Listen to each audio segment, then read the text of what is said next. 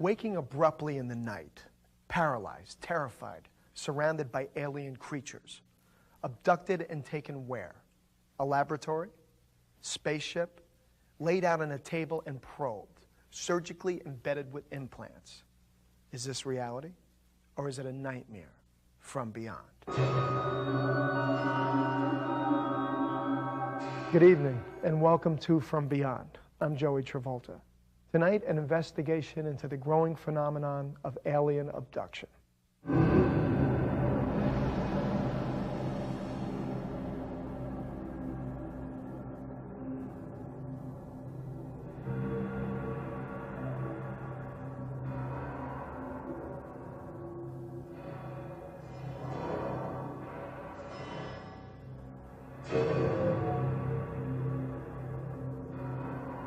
Out of nowhere, flying saucer mystery is with us. Airline and Air Force pilots. The Air Force itself has officially admitted that flying saucers exist. Is there another civilization somewhere in space? Are we under surveillance by an intelligence that has revealed itself to us only? Hazardous and dangerous and greatest adventure on which man has ever embarked. Is life everywhere the same as us? Or are we just one example of a vast array of possible kinds of biochemistry? The paradigm of science is not equipped to handle this. Identified flying objects that you believing in them is a matter of communicating with them. Very strange and unusual. Economic reasons, political reasons, military reasons. It's not a scientific issue. It's a puzzle, but it's a puzzle that's worth exploring.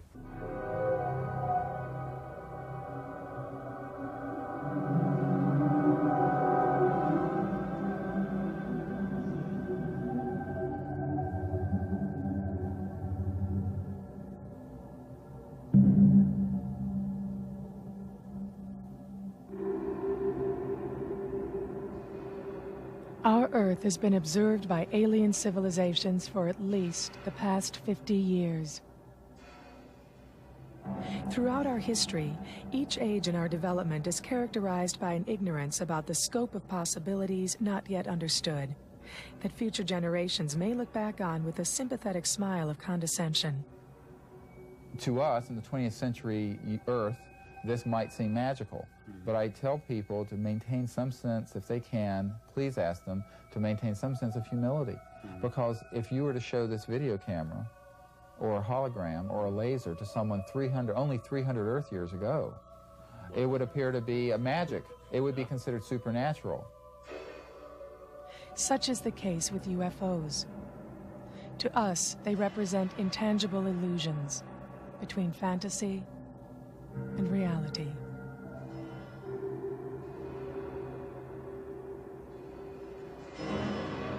What happened to me first was at Christmas of 1985. I had a shocking close encounter that left me completely undone because it appeared to be an encounter with aliens.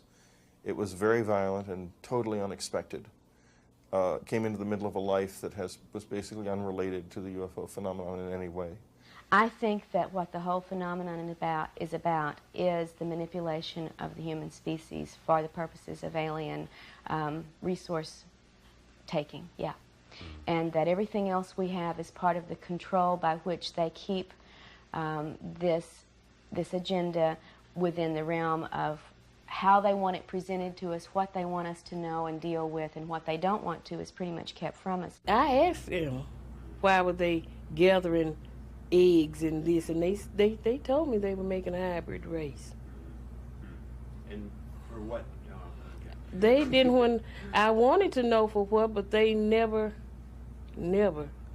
gave an inkling of what it was for, of what this hybrid race would be doing, where it would be, or what.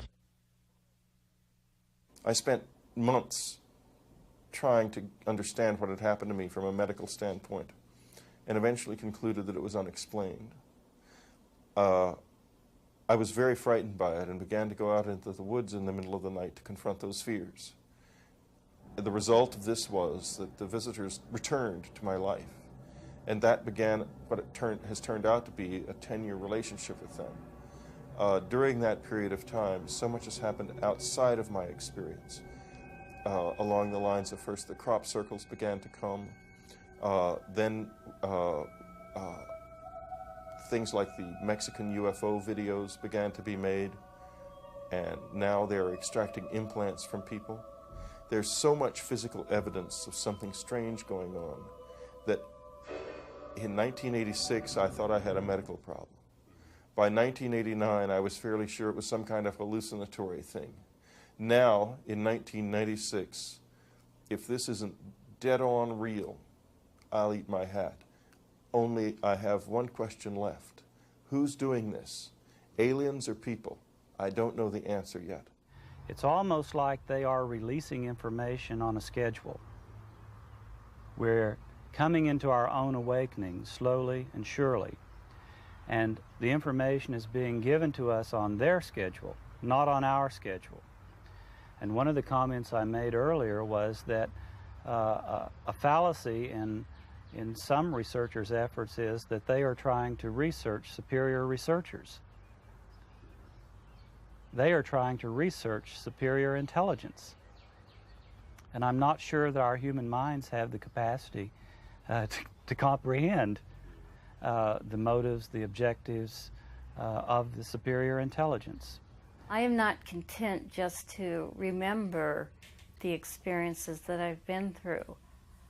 I really would like to have official public contact with these beings. I think that the time has come where we have to stop refusing to deal with it. We have to face the issue. We have to get them to come out of hiding, however it is that they hide from us and they get away with doing the things that they get away with. We need to deal with them on our terms. After all, this is our world. This is our planet. It's not theirs.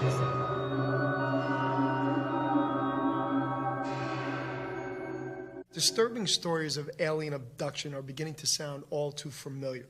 Missing time, bizarre medical experiments, post-traumatic stress. In America alone, over 1 million people now claim to have been abducted. Why is this happening? And why are so many affected? To investigate this alien abduction phenomenon, we have to look from beyond. The UFO phenomenon has been a part of our lives for the past 50 years. With it comes the possibility that we may finally discover who we are and what we humans might accomplish in a vast cosmos, endowed with intelligence. You know, the problem here is in a way, it's the messenger. Here I am, a historian at Temple University, or Bud's an artist at Bud Hopkins, and there's Mike Swords, who's at Western Michigan University, and various people saying these things, that this might be happening. Is, well, the fact that we are saying it automatically means it can't be happening, because the message is far too big for the messenger. If this were truly happening, we would not be the messengers. The President of the United States or Secretary General of the United Nations, they would be the messengers, and that would mean it wouldn't be happening. So no matter how much we say it, and no matter how much abductees say it, that automatically means it can't be happening. An increasing amount of people worldwide are reporting abductions being conducted by alien beings aboard what we describe as UFOs. Bud Hopkins and David Jacobs, among others, have been attempting to establish the reasons for what appears to be an extensive biogenetic experimentation being conducted by certain alien life forms currently visiting our planet. We think that the abduction phenomenon began with the onset of the UFO phenomenon. In other words, we think that the abduction phenomenon probably began around the turn of the century and has been with us ever since. Our problem has been uncovering these cases. We have cases from the 30s and a few from the 20s. After that, our first-hand knowledge of it drops off pretty much. However, we feel that the abduction phenomenon, from stories about family members and grandparents and great-grandparents, that it probably does start with the UFO phenomenon around the turn of the century. My grandfather died in 1940. So this was in the 1930s when these things were happening with them. She said they would be sitting on the side porch at night and they would see lights over the oil wells, and a lot of times they would see what they thought were little children dressed in white running around the oil wells. And on several times they saw it in the daytime. They would see these little children dressed in white. And once or twice they got up to go see if they could catch the little children and find out who they were, and they would start out, but by the time they would get there, the children would be gone. We're not exactly totally and completely sure of what is going on with this phenomenon. What we do know is that we're looking at an alien agenda that is based on the physiological exploitation of one species by another species. In other words, people feel that sperm is being taken from them, eggs are being taken from them, babies are being implanted in them and then removed. All of this is for an agenda that is being kept essentially hidden from us. I look at this phenomenon with a certain amount of alarm. Other people feel that it's more benign than I might feel. But whatever it is being kept from us. I feel that if this were a phenomenon that were ultimately to help us, that we would probably know this and that the abductors would have made this clear, but this is not what has happened actually. And so I'm really very, very disturbed about what I've seen. The range of emotions that people ascribe to aliens is very subjective, but anyway, what they feel is the emotional range of aliens is very, very narrow. They will sometimes feel that they're angry or that they're pleased. They will sometimes feel that they're actually surprised by what happens or impatient. But you don't get a really wide range of emotions. When people feel love radiating from them, which often happens, we really do think that's a controlling issue. I had a situation where a woman was in pain. She's on a table. There's various procedures that are being done to her. And she's very angry and she's hurting. And she gets more and more angry, and the head doctor, alien figure, approaches her, puts his hand on her forehead, and she just is filled with love. She has never felt. She loves him more than she loves her children. The love is total and complete and cosmic. And no pain, no anger, and he walks away, and she starts to hurt again. And she starts to get angry again, and he comes back, and he puts his hand on her, and she loves this figure beyond belief. To me, they don't seem to understand emotions, because if they had, they would know that women just don't have sex just to be, with no feelings. So no matter what they could have conjured up or shammed, it still felt like rape. And I don't think they have a concept of that. No one has, that I know, has ever reported an alien losing it, so to speak, getting really furious, or no one has described them sitting around and laughing over some story. They all seem also to be very, very similar to one another and fascinated by our variety, the richness of humanity. I think they're fascinated by the richness of humanity, of the human spirit, really.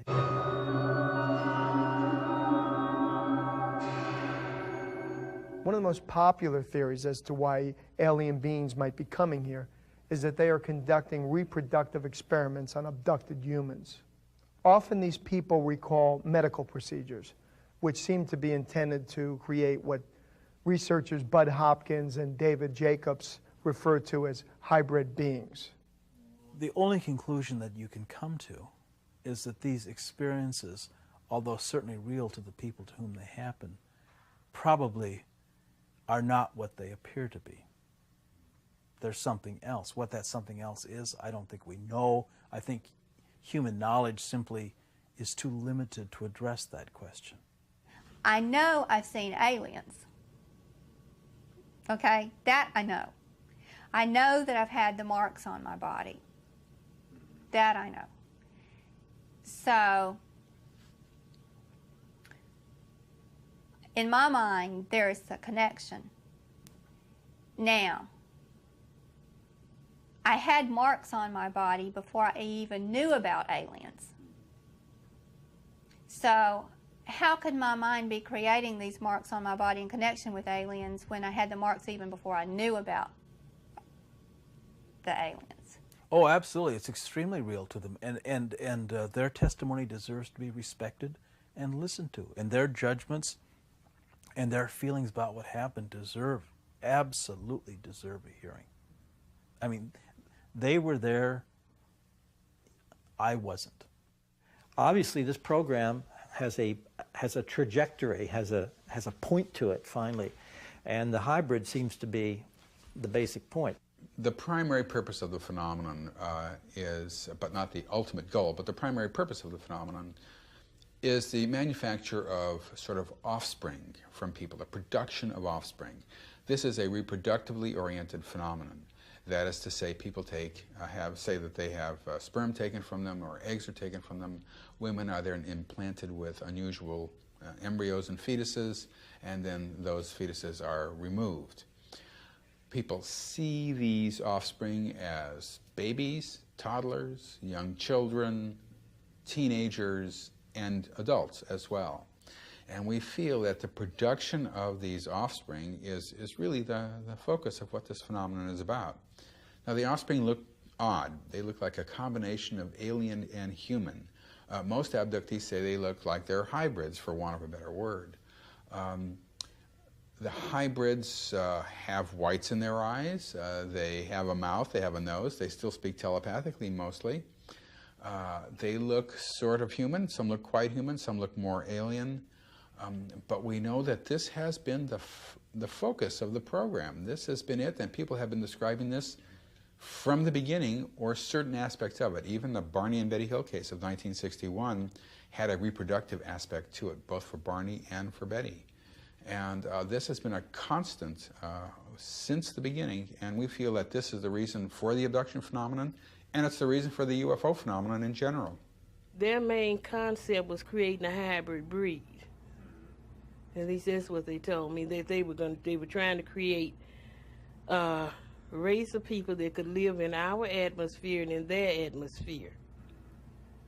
And they had not yet produced that person. Now, on another occasion, I remembered being shown a baby that really favored my grandson a lot. If you would, give it the slant eyes, they weren't as big as their eyes, but it looked human. And I knew that this was my child, and I wanted to take that child with me, but they said that it would not be able to live in this atmosphere. Now, I had a case maybe 5 or 6 years ago where a whole family had been having UFO experiences up on the Cape Cod. The little girl in the family was 5 years old, who was not afraid of the abduction experiences she was having. And children go up and down. For a while they think it's wonderful and fun, and then they're terrified of it and they change. Most people change too. But at any rate, she said that this little man came in and that she sees, but he had with him a little girl who didn't look human. She said didn't look like us and didn't look like him. Looked like a mix, and she had white hair, as this little girl described it, meaning very, very pale blonde hair.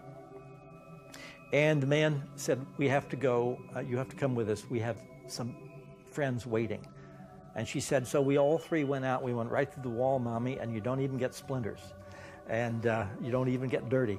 And they went to a playground on the Cape, and I think it was, I'm trying to remember the town, Harwich perhaps. But at any rate, she said they must have been playing baseball because all the lights were on. This is a playground with no lights. But at any rate, waiting for them were another group, another 9 little children. And she described them to her mother as, she said they were all twins. But she was upset because they didn't say hello to her, they didn't talk to her, and they didn't smile at her. But the basic point was that the alien figure told her he had brought her there to play on the swings and slides and teach the children how to play. They had to see how to play. And so she got on the swing and so forth, but she wanted the children to play with her, and he said, no, they have to watch you and learn how to play. Now, and then when all this was over, they took her back. But the basic point here is that suggests to me the ultimate desire to live amongst us. I don't know any other way to interpret that. And so it would seem to me, whether they're physically capable of doing that or not, perhaps some of them are and some of them are not, for various reasons of, God knows, nourishment, air, who knows. But it would seem that that's the goal. Now, whether that's a peaceful, natural process or not, no one knows.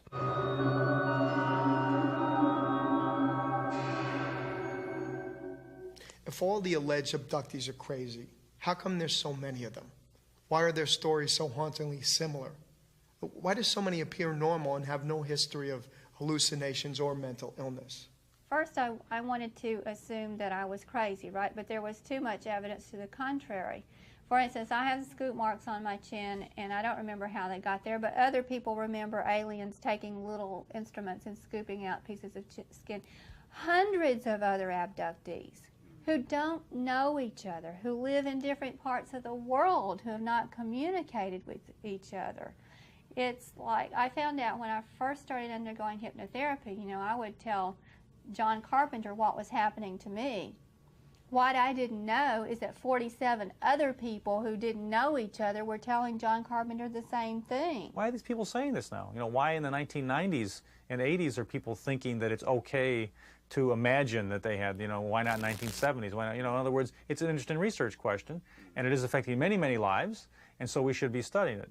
Now, it is true that psychologists, they are studying it to a certain extent, but I think that there has been in the past, and even today still, a stigma attached, you know, to be taking it seriously like that. And I could dream up many, many other areas of science where, in fact, the scientific establishment view just suppresses the chance to do research in areas, and of course ufology is a prime example of that, definitely. What I always state about this phenomenon is that taken together, the collection of all of the photographs, the videotapes, the accounts that I've been mentioning, the ground traces, the physical marks on people's bodies, the descriptions of the events in the craft, and et cetera, the sightings, all of that constitutes an extraordinary phenomenon. And I think it is indisputable that an extraordinary phenomenon demands an extraordinary investigation. To continue to dismiss the UFO phenomenon may very well be ignoring the most profound occurrences of our times. In our struggle to achieve technological dominance of the physical world, we have endangered not only ourselves, but countless other living forms. And in the process, we seem to have lost a profound sense of our place in the cosmos. The paradigm of science is not equipped to handle this phenomenon. Sociological reasons, threat, denial, psychological reasons, economic reasons, political reasons, military reasons. It's not a scientific issue. Well, there is no scientific formula for looking into this phenomenon. I mean, it is absolutely bizarre. I would never dare write a second book on the subject. I mean, if I'm going to have any credibility as a writer, this has got to be it. And I'm going to go off, and then I am. You know, as I said, I'm doing a book on the Mayo Clinic, which is hardly paranormal. But the abductees are what struck me.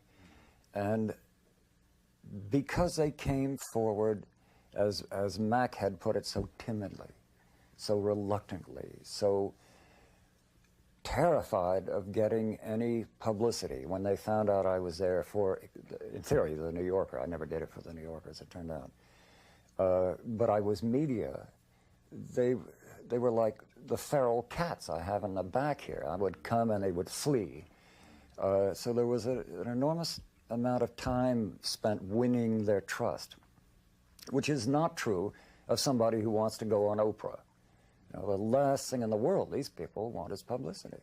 Those who have had encounters have to find some way to get up every morning and go about their day knowing that this is a reality. And one of the ways to do this is to make it benevolent, to make it scientific, to make it anything but threatening. And when we look at the real events going on and the real results of these events going on in the scenario, that is not a very tenable position to take. It is simply the one we choose for our comfort. rather than what intellectually, objectively we're observing, because that's too frightening. And that bothers me the most in ufological research, that no one is answering the big questions. Who are they? Where they come from is not even a big question, but why they're here and what they want are big questions. And we get caught up exploring the trivia of this phenomena rather than dealing with those questions. Nothing else is more important than those questions. What's important to me is that I think people understand is that our planet is one that's filled with such fear. We have fear of everything. And this is a focal point for fear. When you're dealing with someone coming in through your walls and taking you out of your bedroom to a strange spacecraft and doing things to your body, it makes you want to go inside and to understand, what is this place? Who are we? Why are we here? What is this happening? Why do some people see the spaceship and others don't? I don't know why. I really think it has to do with us going inside and saying that there's something more going in here than what meets the eye. And we have to go inside ourselves to understand what's going on. There's a self-exploration here that opens one, that will open up one to other dimensions, other realities, and other possibilities. This place is not about money markets, picket fence, getting a car, and getting the best job. There's a lot more going on here than meets the eye.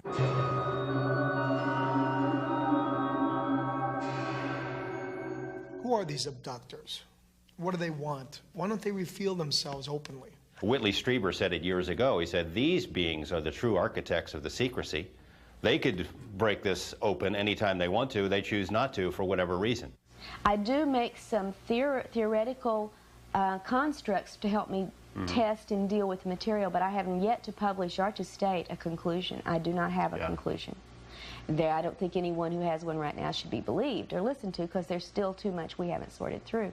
But my take on it at this point, and this is personal but based on evidence from my case, my family's, many, many other cases, is that we are a resource. We have long been a resource for these entities, that they not only take physically from us, they take emotionally and spiritually from us, and that it is not for our benefit. We are a resource for their benefit. And I think there's a change in the relationships in the last several years between the crop and the harvester, if you will, because the crop is developing new awarenesses.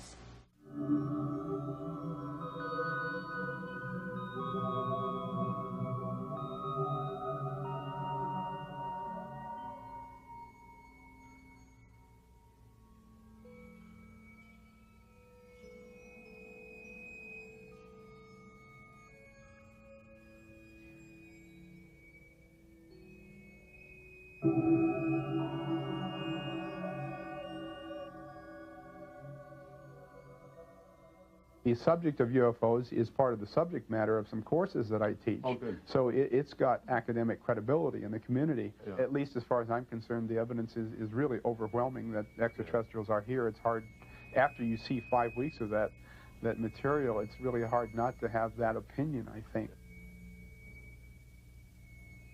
There is enough evidence to make me believe it might be true. You know, missing time that does seem to be verified by other people. I'm not that impressed by scoop marks and scars, but I am impressed by people's reports of, oh, waking up maybe with their underwear on backwards, things like that. Why am I, it sounds silly, why am I impressed by that? Because I don't know of any normal people for which that ever happens. I've never talked to anybody who was not an abductee who just said, spontaneously, I woke up and my pajamas were on backward. That just doesn't happen as far as I know. The missing time experiences, well, one story which maybe should be, you can put on tape, but it's, I mean, this is a kind of sadly funny story, and it comes from a psychologist who's been doing some very good work on this subject in Washington. But a man had come to him because of some experiences, but he began to remember an earlier thing where he had been in college at the time, and he and a couple of other guys had come to some town, I think for a football game or whatever, I've forgotten it. But they were staying in a Holiday Inn, and it was a hot night, and they were sitting around in their underwear watching television, drinking beer. And he stepped out on the balcony and felt real funny, and when he went to get back in, the door was locked, the glass. So he's banging, you know, and his curtain was drawn. Okay, come on, you guys, you know, this sort of thing. And finally, the curtains part, and there's this elderly man looking out. And he doesn't know what's going on, and the man's very frightened. There's a woman in bed, an older woman, background. And he doesn't know what's happening, and pretty soon a security guy is called by these folks, and they let him, security man lets him in, and he's now on the 6th floor, had been on the 12th floor balcony. And he's in his underwear going through some stranger's bedroom. This is a place where the balconies don't interconnect. And from that point on, he was called Spider-Man by his friends. But now, how do you have an experience like that and sundry other things and not begin to think there's something wrong?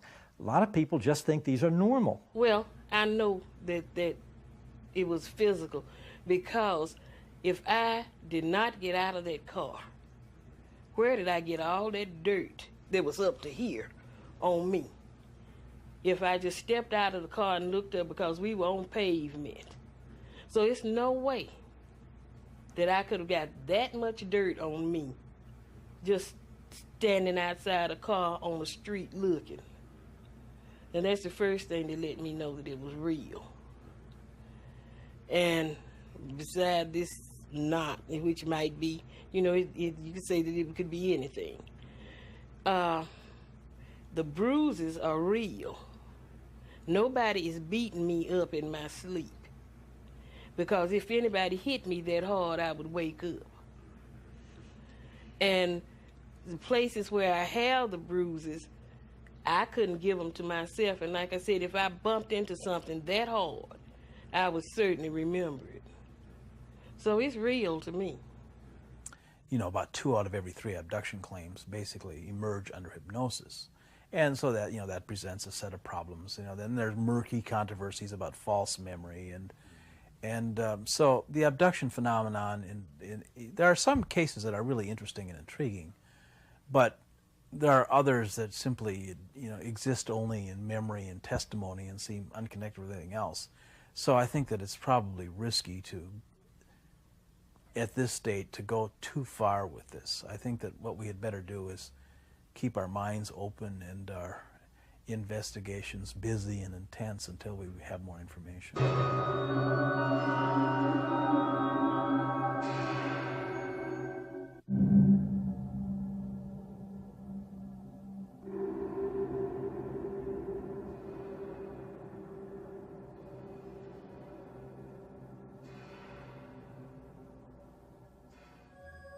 I think there is a certain twilight zone of phenomena that, if confirmed, would really overthrow the entire materialistic worldview.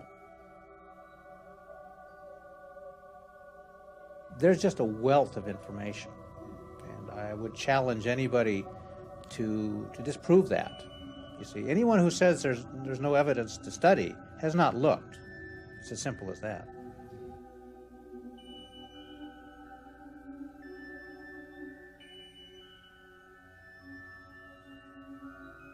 You know, one of the great problems is simply our inability to trust our government. And it goes back to, well, it goes way back, but I'm thinking primarily during the Vietnam era and the Pentagon Papers, and that arrogance of governmental power that said, we shouldn't know this because it's going to upset us. That arrogance of those who led us like we were little children. Well, if there is something like this going on, are we going to panic? No. I mean, I don't think so. And depending on how paranoid one gets, one could say, in effect, there has been a very gradual preparation of our minds over the years through television, through film and whatnot, so that we're perfectly willing to accept. There is no doubt in my mind that some branch of the government is deeply involved in this. And is deeply concerned. It seems to me that they began monitoring when they became aware of this. Obviously, they began monitoring abduction activity. I have one case in my new book, Taken, that goes back to 1954, where military sequestered an entire family on a farm for 4 days after they had had alien encounters on the farm. So we know they were doing it at least that far back. It seems to me that they worked very hard, scrambled very hard to try to duplicate the technology, not only the technology for craft and the technology of other sorts, but also the mind control technology. And I think they've done pretty well in catching up enough to do some terrible things with this technology. They may think they're doing it for national security purposes, to glean information that's necessary, but I know to a person, if any government agency really involved in this wanted our information from any abductees, every one of them would be happy to offer it without being abducted, drugged, and threatened. We would give the information. They just don't want us to know they're taking it. When I realized the military and government were abducting me to find out what the aliens were doing, and I resented that. One time, I was picked up and threatened at gunpoint by our military, and I was told that I must never talk about what was happening to me or they would kill me. This was back in 1991, and I believed them. You know, I'd never had anybody stick a gun to my head before and say, if you talk, we'll kill you. But that's not the only time that I was captured by the military. There have been other experiences in which I have remembered just little bits and pieces. I've remembered being in a military hospital and having an X-ray machine scan my body. I remembered being given drugs. I remember having my arms strapped down onto tables so that I couldn't move and being given injections. I remember them, military doctors doing something to my right ear, which I find this interesting too. Prior to that procedure, I heard Morse code type beeps in my right ear. After that procedure, I did not. However, after that procedure, I started hearing Morse code type beeps in my left ear, and I still hear those beeps in my left ear. Wherever I am, whenever it's quiet, I hear Morse code type beeps. I mean, you take a person who has remembered alien experiences, under hypnosis, remembers an implant being put in their leg, they're x-rayed, the implant is seen, and then it's removed by a doctor, and that has happened. You can't tell me that's not real. It is real. The only question is, was the hypnosis accurate in the sense of who put it there? Certainly the lady remembered where it was under hypnosis. The x-ray confirmed its existence. But who did she remember under hypnosis who really put it there or not? We don't know, because we don't know the effect of the implants, and we don't know whether or not if you got past all of the interference, you wouldn't find soldiers putting it into her. Or it might be there really are aliens out there doing it. We just can't be sure of anything right now. This is a time not for answers, but for questions. I mean, this is an example. I'm on an airplane. I mean, this is why these things come up. I'm on an airplane, and this woman's sitting next to me, and she starts talking, and this is a woman in her 40s, and, you know, bright. Actually, turns out has a very big job. She was in charge of placement for a major law school. So she's dealing with, you know, Supreme Court judges and all this. And then she asked me, what are you doing? Is this business or pleasure? And finally out comes, I'm going to give a lecture. And I think, holy shit, now I'm in for it, you know. And she said, well, oh, that's very interesting. She said, I don't know anything about that, but do you get ridiculed or anything? And I said, no, not really, you know, you'd be surprised. And she said, well, I had a very unusual experience once, but every time I told people about it, they, you know, ridiculed me. And she said, but, so I don't tell anybody anymore. And I said, well, what was your experience? And she said, well, I saw a ghost. Well, this is the experience very quickly. She's asleep with her boyfriend, visiting some people. There's a cemetery like a mile away, you know, that's the setting. She wakes up, she doesn't know why she wakes up, she can't move. She's paralyzed. And she's really scared because she doesn't know what's happened to her. Coming right through a closed door is a ball of light about this big, a perfect sphere. It comes about, you know, like 4 feet, 3 feet across the floor. It comes right over to her, scares the hell out of her. This is the ghost, incidentally. And it just goes from her feet, goes right up her body like it was looking at her, to her head, then it goes back down, and then it goes over to the boyfriend and goes up, you know, and blah, blah, blah, and then out, and then leaves, and all of a sudden she can move. Now, this woman had no inkling that she is probably an abductee. How would you have an experience like that? A sphere of light that comes in. Interesting description of the light. It was incredibly bright, but it didn't illuminate the room. it seemed like the light was somehow magically self-contained, which everyone describes. People will say it looks like it should be hard on your eyes. It's so bright, but it doesn't seem to get outside itself. And the movement and the deliberateness of it and all that. She had some other stuff too. I didn't say anything, but there are people all over the place. I dealt with a woman recently. She's became a Pentecostal and religious and all this because she thought demons were after her. A woman whose elderly mother got the priest over to bless the house because of holy water, because the demons were coming through the walls at night sometimes. And so people just put these things someplace. It's not really a frightening experience. It's just, it happens, and it doesn't leave you frightened. I think the thing that frightened me the most was that I was not consciously aware of what had happened, and I did not know what to put these ships with. I didn't have anything concrete to say, well, they're coming to do this or that. I just had the frightening feeling. And after I found out what had happened, I was at peace with what had happened, knowing that there's nothing that I can do about it, because I cannot stop them. Nobody can stop them from doing what they want to do. Nobody on this earth, because they are too far advanced mentally and technologically for, we don't have a defense at all. Yeah, like they do magic. Yeah, they could come in today and take over if that was their desire. But like I said, I don't feel that it's their desire to take over through violence, and they don't care about governments. See, government control is not their thing. They want bodies, and they want minds that are going to do what they want the minds to do, but they need the bodies to do whatever it is with. And that's where we come in. I think we're asking the right questions.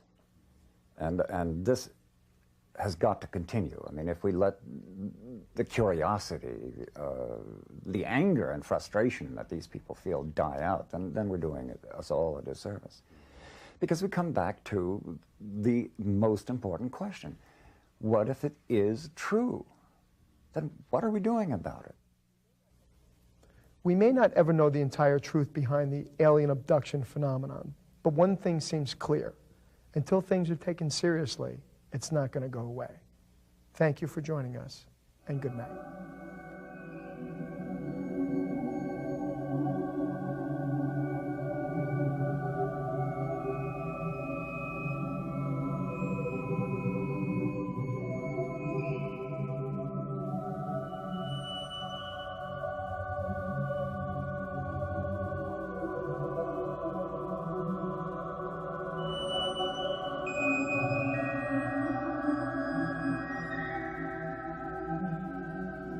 Thank you.